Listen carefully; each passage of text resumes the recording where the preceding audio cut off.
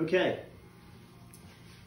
we're back in the lab again, and the Flowcast team and I have been getting a lot of feedback on Flowcast and a lot of questions on handling characteristics. What can you do to manipulate Flowcast? For all of you people that have been using HydroCast all these years that you learned from Dr. Turbyfield, there is no more HydroCast. And so I hired a chemist to find the formula because I needed it. I needed it in my practice. I can't really practice without HydroCast. And so he found the formulation, no patent, nothing. And so we started making it and using it over a year ago, probably even closer to 2 years ago. And I was just going to use it for myself until I started getting phone calls from people around the country saying, hey, what are you going to do without HydroCast? What are you going to do? And so for my friends and my referral dentists, I started sending them out what we're calling Flowcast. We didn't use the same name as HydroCast, but it's the same exact formula. So my daughter-in-law and my son Charlie started processing and sending out kits, and many of you are just now running out of HydroCast.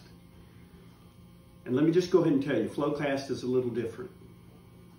Setting times are a little different. The plasticizer works a little different.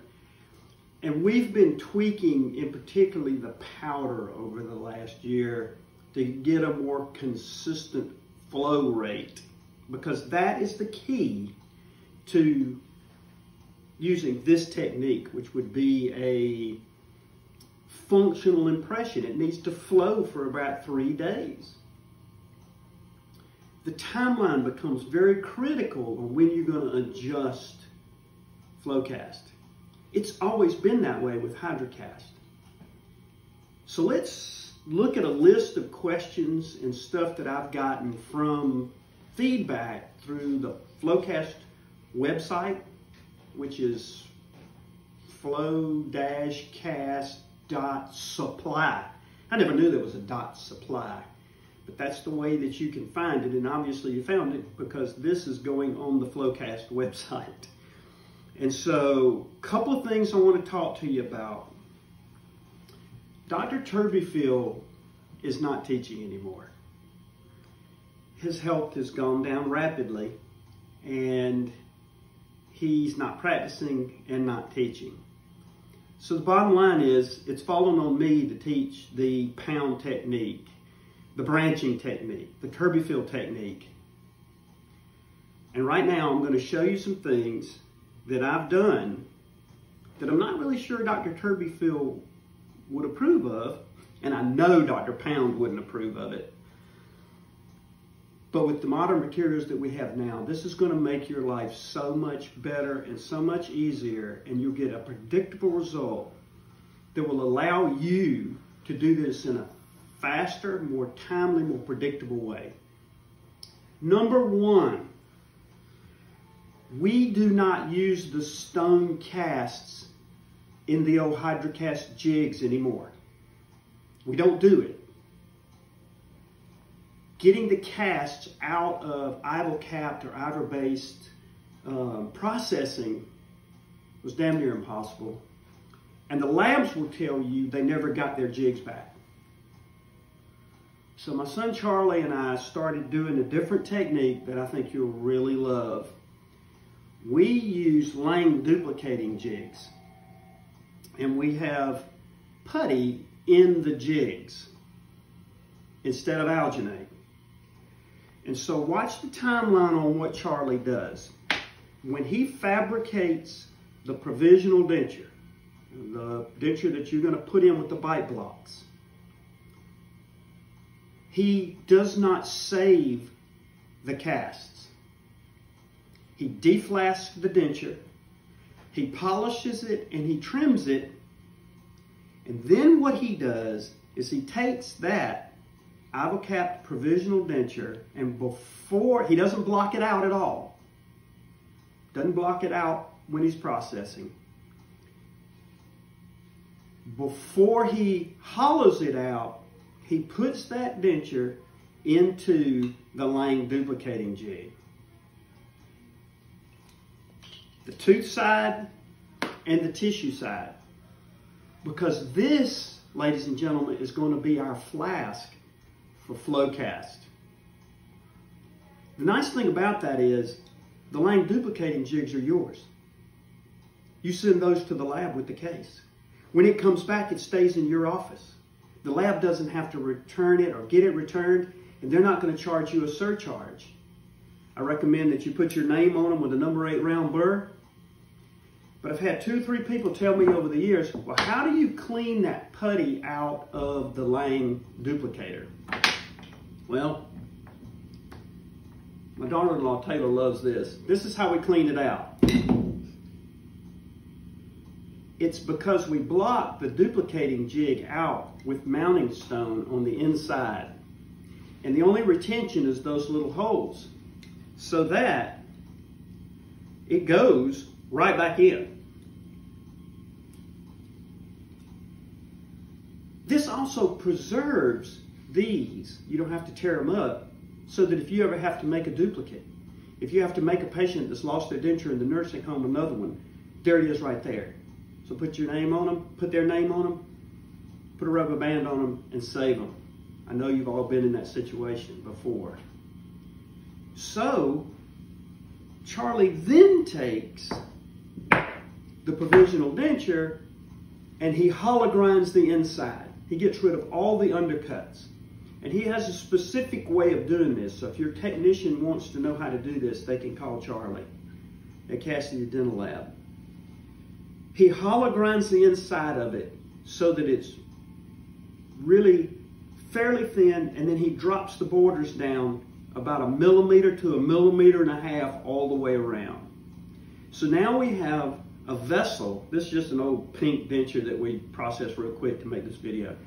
We have a vessel in which we can put FlowCast, that we can do it in the Lang duplicating jig, not have to try to preserve that stone cast. The timeline on this is critical. And so what I'd like to do for you is mix some FlowCast, put it into this little pink denture, and show you the time on setting with FlowCast, because most of the questions we've gotten are about that. It doesn't set fast enough, sets too fast, all that kind of stuff. I have been using this longer than anybody, obviously. So let me show you the way that we're doing it now. We may not be doing it this way a year from now, but let me show you how we're doing it now. So we take our diagnostic denture, and on the outside of the diagnostic denture, we're going to paint Vaseline. This is just going to keep the FlowCast from sticking to the outside. Okay?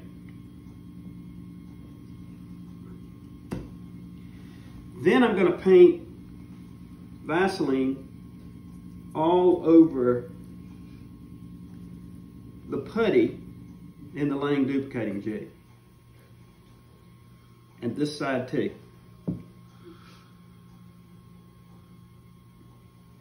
Good lubrication lets it come loose and not tear on us.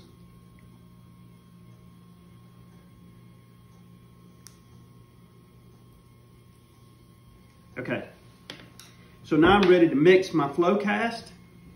So I'm going to go ahead right now. We are now using 1 vial of liquid to 1.5 vials of powder. We have found this gives us a more consistent FlowCast set time. It will set just a little bit firmer than old HydroCast, but I find that it works better. So if the instructions in your kit say 1:1, you can use it. It's just going to take longer for it to set, but I would probably recommend with our new powder setup that you use 1 liquid to 1.5 powder. So let's do that real quick. Yeah.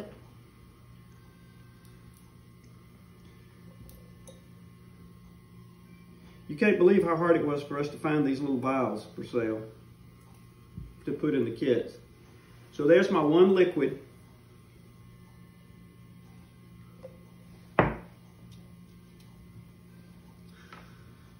And there's 1. And then Fabi's going to make a 1/2. And a 1/2. Don't get your liquids and your powders mixed up or you'll really screw up your little vials. Now, one of the things you're going to notice about this mix is we've started putting more tooth-colored powder and less clear powder. I think that that gives us a better look when we're trying to trim. We're going to set a timer for 3 to 5 minutes. So I'm going to go ahead and start my timer. And it's set on 4. And I think anybody that's ever used HydroCast is going to love what I'm about to show you. I'm going to put this in a monojet syringe. I'm just going to pour it in there. You can see it's starting to get a good consistency.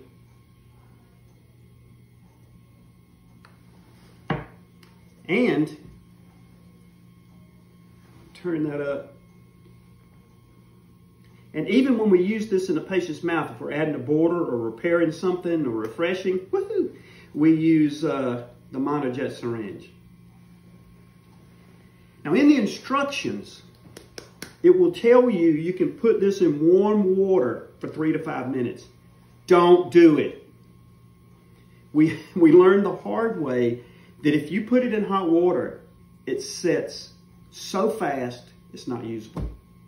I didn't realize it when we first started making FlowCast, but there's a curve that when you heat it, the polymerization curve kind of goes like that. And so it's just better to take your time. Now, Charlie will tell you, my son Charlie, who's our lab technician, will tell you, this is not a procedure that you go and down the hall and check a hygiene patient or whatever. Stay here. Don't run off. It's not one of those things you can come back to later. And so from a timeline standpoint, we're going to be running 3 to 5 minutes or 4. You'll notice that we've cut the tip off of the monojet syringe, and sometimes I'll cut it even farther than that. You want this about a kind of a thick honey consistency. Thanks, Beth. One of the things I recommend people do is after about a minute or 2, put a little bit of FlowCast on the back of your thumb. Now, as you're working, you can just touch that FlowCast and see what's happening in the monojet syringe. As you know, when we're flasking it, we don't want it too stiff. We want it to be able to flow in there. We've got good Vaseline on everything. We've got about 2 minutes to go, and we'll be ready to put it into the denture. So we've got about 15 seconds before the 4 minutes is up. I've been checking it on my thumb.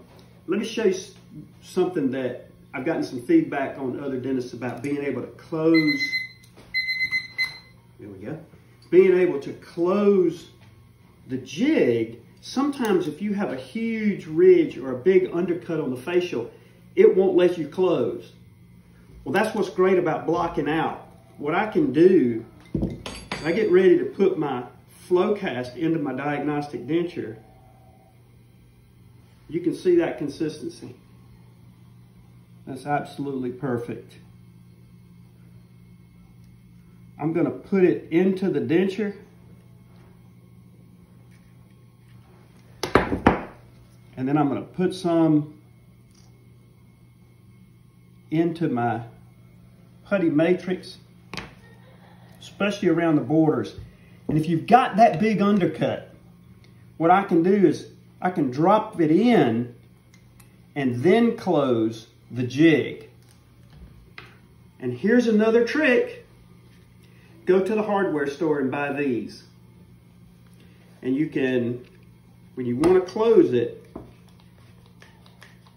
and make sure you got it all the way.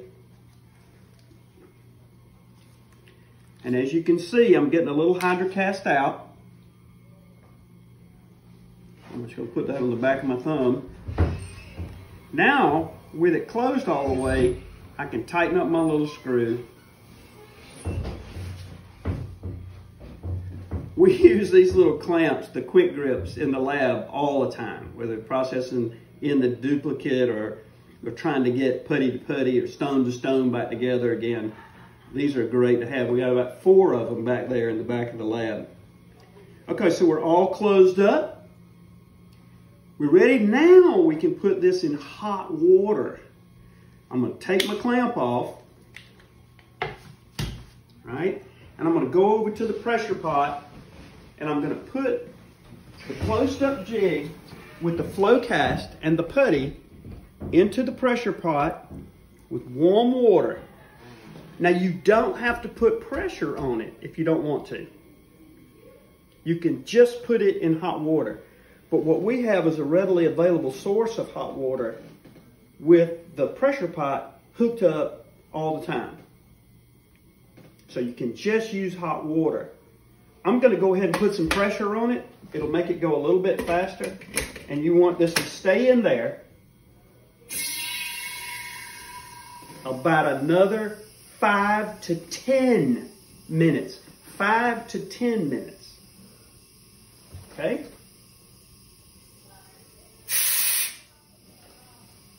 Okay, let's go back over here.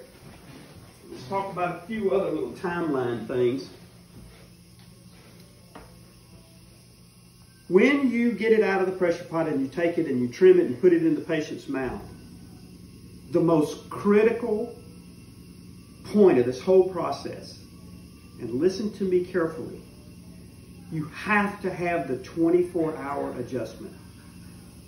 If you wait 3 or 4 days, you've missed it. You have to have them come back the next day. So if you don't work in your office on Fridays, don't do this on Thursday. Do it on Wednesday. Do your 24-hour adjustment on Thursday. And then you can see them the next week. Because you've only got about 2 to 3 days of this material to flow. So your 24-hour adjustment, I've talked to several dentists from around the country and they don't do it. They put it in and have them come back a week later. You've missed it. You've missed the opportunity to work the flow cast at the 24-hour level. Dr. Pound would tell you that's the most important. Dr. Turbyfield would tell you that's the most important appointment, the 24-hour adjustment. You're going to adjust the borders, any sore spots, and most importantly, you're going to adjust the occlusion. Most of the dentures that we do, diagnostic dentures, we use bite blocks on the lowers. So the occlusal adjustment can be quick or fast. Charlie usually sets first bicuspid on the lower and then bite box behind that. That 24-hour adjustment is critical to success, and it's critical to the flow cast. Now, hydrocast stays softer longer. Flow cast is going to make your whole process go a little faster. And for all you people that have been using hydrocast over the years, it's going to be a little, I hate the term learning curve, but it is. One of the things I love about FlowCast is about a week or 2 in, you can actually adjust the FlowCast with a slow turning acrylic burr instead of having to adjust it with the cutter. You can refresh it.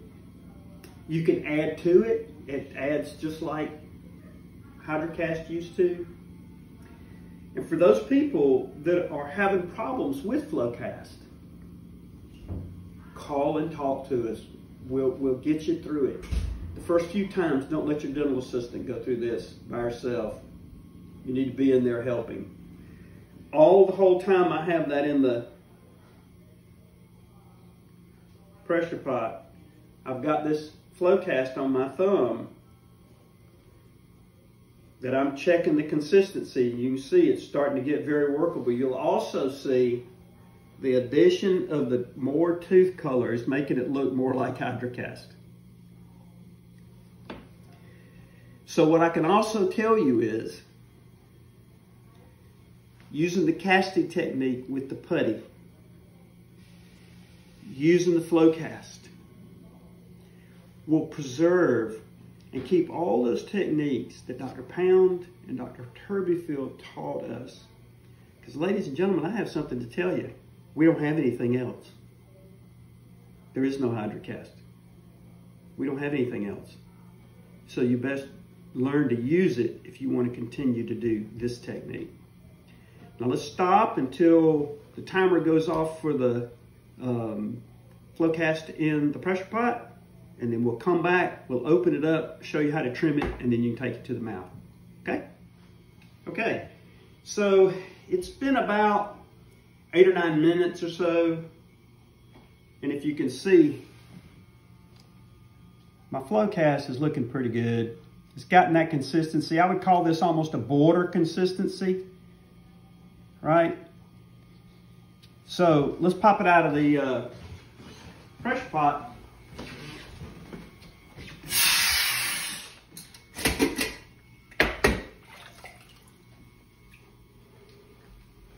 Okay. Now many times, and see here's some of my excess. That's about a border consistency. What you'll find sometimes is the putty will come out like that. And particularly if you got that deep undercut in the retromylohyoid area or the anterior part of the ridge. So I'm just going to take a spatula and kind of pry this apart. See what we get. And as you can see, this looks very similar to HydroCast. Got a little bubble here, a little bubble here. I'll be able to mix up some flow cast and just add that in the mouth. Now, let's pop it out of here. What I want you to notice is, look at those borders. Dr. T and Dr. Pound, they used to cut the borders back and put them on in the mouth. I don't do that. I leave the borders, and I'm going to use my hot knife, and I'm just going to, on an upper, you can see it trims just like HydroCast.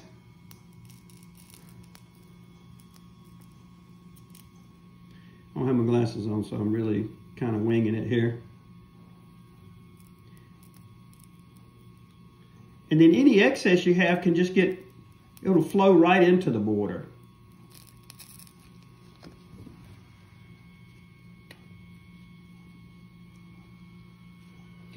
When I hold an upper, I hold it in the palate like that. That way I'm not beating up the borders.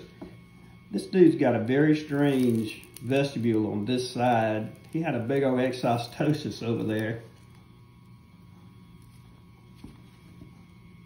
See, there's almost zero excess on the denture, which is what I really love about the putty aspect of this. Come on off of there.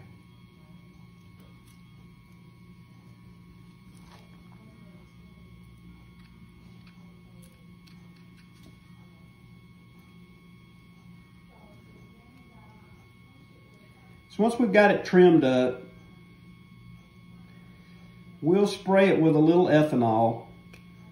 I have to be honest with you. I don't guess I should say this out loud, but I forget the ethanol a lot.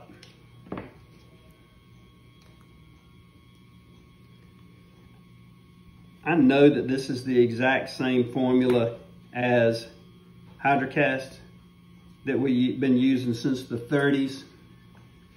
So now I'm ready to take this to the patient's mouth. What Kathy, my dental assistant, has done at this point, she's mixed the second mix, and she set a timer for about 5 minutes, 5 to 7 minutes, and I'll be able to add to this. I'll fill in those bubbles, put it in the mouth. we'll check the occlusion, and then we'll let that patient go for their 24-hour exam, which is critical. I can also, when I get ready to send this to the lab to finalize, we're going to make the patient a duplicate denture. We're going to use putty and the lane duplicating to make them a duplicate. I box bead and pour, but a lot of people don't have a lab in their office. A couple of last things. Anytime you're ordering FlowCast, remember, I had some people tell me they thought it was expensive. It's the same price as a HydroCast kit. Exactly the same. That's why we put the same price on it that the old HydroCast was. We now are selling powder and liquid separately. You don't have to buy a whole kit now. So you can buy powder and liquid. Do not mix HydroCast powder with FlowCast liquid. What we learned through this whole process from our chemist is that all these companies put monomer in plastic bottles and it contaminates it. That's why all the FlowCast stuff is in glass bottles. We had some of the glass bottles that leaked originally, but the glass keeps your monomer from being contaminated. The powder's in a plastic bottle. This is also the same exact volume because we based it off the old HydroCast kits. So it's the same volume, so you should get the same number of dentures out of it that you were getting out of HydroCast. I would encourage you to give it a try. Work your own personal timeline. What works good for you? Don't forget your clamp. And I'd encourage you to try this, this jig technique. Number one, your lab's gonna love you because you own the jigs. It's gonna be more accurate. And it preserves what you have indefinitely. You can always go back. If you want to learn how to do the whole technique, come spend some time with me. I teach this at the University of Florida for their AGD program. We do denture boot camps here. If you've got a study club and you want me to come there, I'll do that. If you got a lab you're working with and you want me to come up to the lab, Charlie and I can come up there. He can teach the lab technicians how to do the putty side of this. I can teach the dentist the clinical side. So I just want you to be successful. And my goal, ladies and gentlemen, is not to let this technique go away. Because without HydroCast, it was going. We weren't going to have anything. And so FlowCast is going to preserve the branching technique indefinitely. And so with some of the modifications we've made, I'm more than willing to come teach anybody how to do it. Just let me know. Thanks.